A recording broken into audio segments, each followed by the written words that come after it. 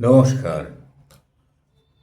আজকে আমরা কলকাতার একটা অদ্ভুত কালী মন্দির নিয়ে আলোচনা করব। কলকাতা কালীক্ষেত্র কলিকাতা। কলকাতা সর্বত্র কালী মন্দির ছড়িয়ে আছে। এমনকি যেগুলো আমরা জানি, ভূকৈলাস মন্দির, ঠনঠনিয়া কালীবাড়ি মন্দির, দক্ষিণেশ্বর, কালীঘাট, এগুলো নাইবা বললাম, এগুলো আমরা না, বিশ্বশুদ্ধ লোক জানে। এই যে কালী মন্দিরগুলো ছড়িয়ে রয়েছে, প্রত্যেকটা কালী মন্দিরের কিছু না কিছু ইতিহাস রয়েছে। কিন্তু কলকাতাতে আমরা পুঁটে কালী, শ্রীমন্ত ডোমের কালী, লাল মন্দিরের কালী, বাগবাজারের সিদ্ধেশ্বরী কালী, শ্যামবাজারের কালী মন্দির, অসংখ্য কালী মন্দির ছড়িয়ে আছে। শিবের পরেই যদি কোনো দেবীর কথা বলা যায়, দেবতা, নারী দেবতা, তার কথা বলা হয়, তাহলে কালী মন্দির।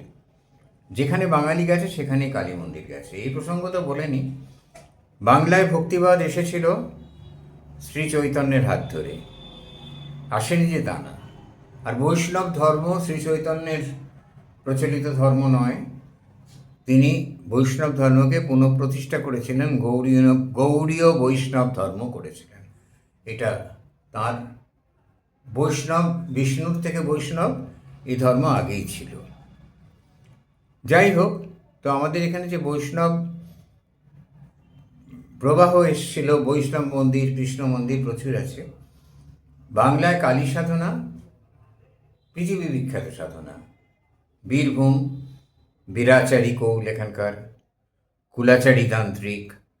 তন্ত্রের অসংখ্য ভাগ আছে, 64 তন্ত্র। কিন্তু আজ ওই 64 তন্ত্র বা তার সঙ্গে আরও 64টা বৌদ্ধ তন্ত্র মিশে 108 তন্ত্র হয়েছে। তার মধ্যে বামকেশ্বর নিরুত্তর তন্ত্র, এই সমস্ত তন্ত্রগুলো অতিরিক্ত কঠিন। তন্ত্রে লতা সাধনা, এই সমস্ত দিকে যাচ্ছি না আজকে। আজ একটা বিচিত্র কালী মন্দিরের কথা বলবো। একটু এদিক ওদিক বলে ফেললাম, ধান ভাঙতে শিবের গীত ভাববেন না, একটু পরিবেশটাকে তৈরি করে নিতে হয়। এই কালী মন্দির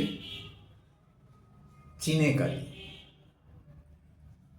আমরা আর্ট কলেজে চাইনিজ ইংকে চীনে কালী বলতাম না, তার সঙ্গে কোনো সম্পর্ক নেই। এই কালী মন্দির ট্যাংরা এলাকায় অবস্থিত। 60 বছরের বেশি বয়স এটার।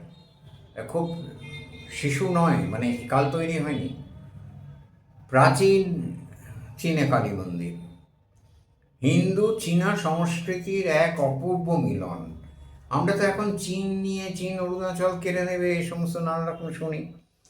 কিন্তু এই চীনেরা সেই অছিপুরে অছেউ সাহেব চীনে এসে কবি সব বসতি স্থাপন করেছিলেন ইংরেজ আমলের আগে। তারপর থেকে চীনে, কলকাতায় চীনেরা আছেন, অনেক মানুষ আছেন।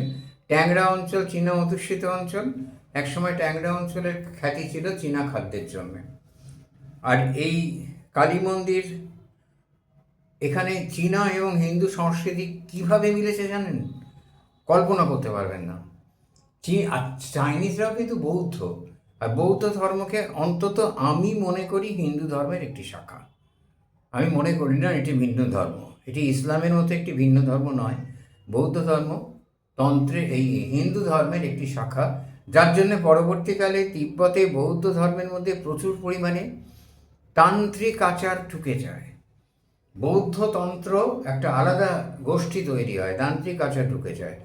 প্রজ্ঞাপারমিতা, এরকম বৌদ্ধ। তার আমাদের এই যে আদ্যাকালী তারা মূর্তি, পিঠে দেখবেন 3টে গুছির বিনুনি আছে। এটা অবশ্য বৌদ্ধ তন্ত্রের মূর্তি, নইলে এই বেনিবন্ধন বা আমাদের তারা মূর্তিতে হতে পারে না।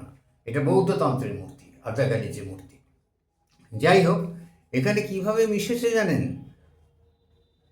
হিন্দু ব্রাহ্মণ পুরোহিত পুজো জেগেও করতে পারে, পুজো করা নিয়ে কারোর কোনো বাধ্যবাধকতা, কোনো বাধা কোথাও লেখা নেই।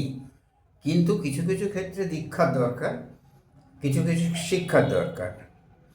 তো এই হিন্দু পুরোহিত তান্ত্রিক মন্ত্র উচ্চারণে, তান্ত্রিক হোম করে এই পুজো করেন, এই মন্দিরের পুজো করেন।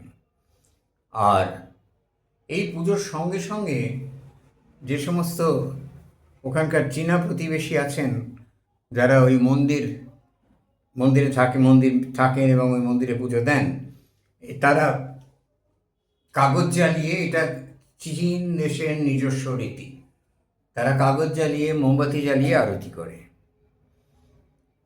কথিত আছে যে অতীতকালে 60 বছর 70 বছর আগে একটি চীনা দম্পতি খুব বিপদে পড়েন। তার পুত্রের কোনো পারিবারিক অসুখ হয়েছে, কোনো পুত্রের অসুখ বা এই জাতীয় কিছু। তারা তখন মা কালীর কাছে মানসিক করেন। কেন মা কালীর কাছে মানসিক করেছিলেন জানি না, তারা কালীর কাছে মানসিক করেন এবং সেই তাদের মানসিক সফল হয়। তখন তারা ওখানেই কালী মন্দিরটি নির্মাণ করেন। একেবারেই নির্মাণ করা যায়নি সঙ্গে সঙ্গে। প্রথমে গাছের বেদির তলায় ছিল এই কালী মূর্তি, একটা গাছের তলায় বেদি করে। তারপরে ক্রমে মানুষের ক্রমে মানুষের বিশ্বাস তৈরি হয়। আর সেই বিশ্বাস হতে হতে বিশ্বাস চূড়ান্তে ওঠে। ধীরে ধীরে চক মেলানো মন্দির তৈরি হয়। ছোট মন্দির, কিন্তু খুব সুন্দরভাবে সাজানো একটি মন্দির তৈরি হয়। এখানে নিত্য ভোগ হয়।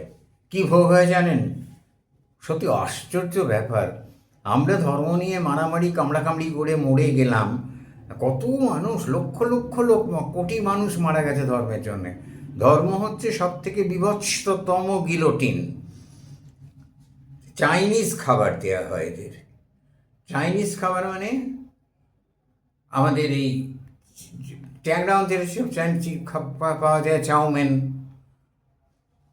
ফ্রাইড রাইস, স্টিকি রাইস, এই সমস্ত যে চীনে খাবার পাওয়া যায়, এই সমস্ত চীনে খাবার দিয়ে তার ভোগ হয়। মা কালী এই ভোগ গ্রহণ করেন নিশ্চয়ই। আর এইটাই প্রসাদ হিসেবে মানুষের মধ্যে পরে বিতরিত হয়। তাহলে দেখুন, ভোগ নিয়ে যে কত রকম বাধা নিষেধ, এইগুলো শুধু তৈরি করা হয়েছে কিছু স্বার্থান্বেষী মানুষ তৈরি করেছে। তাদের চারপাশটাকে ঘিরে রাখা, সুরক্ষিত করার জন্যে ভয়কে এগুলো তৈরি হয়েছে, যাতে অন্য কেউ না তাদের অধিকারে, তাদের দক্ষিণায়, তাদের চালকলায় হাত বসাতে পারে, যেন তারা এক উচ্ছত্র অধিপতি হয়ে থাকে। এই চীনে মন্দিরটি কলকাতার একটি দর্শনীয় স্থান। এটার মানুষের কাছে তুলে ধরা দরকার। এই কারণে তুলে ধরা দরকার যে সাম্প্রদায়িক সম্প্রীতি চীনে প্রতিবেশী যারা আমাদের আছেন, তারা আমাদের সংস্কৃতির সঙ্গে একীভূত হয়ে গেছেন। এই বিষয়টা অবশ্যই মানুষের জানা দরকার, সাধারণ মানুষের। নমস্কার।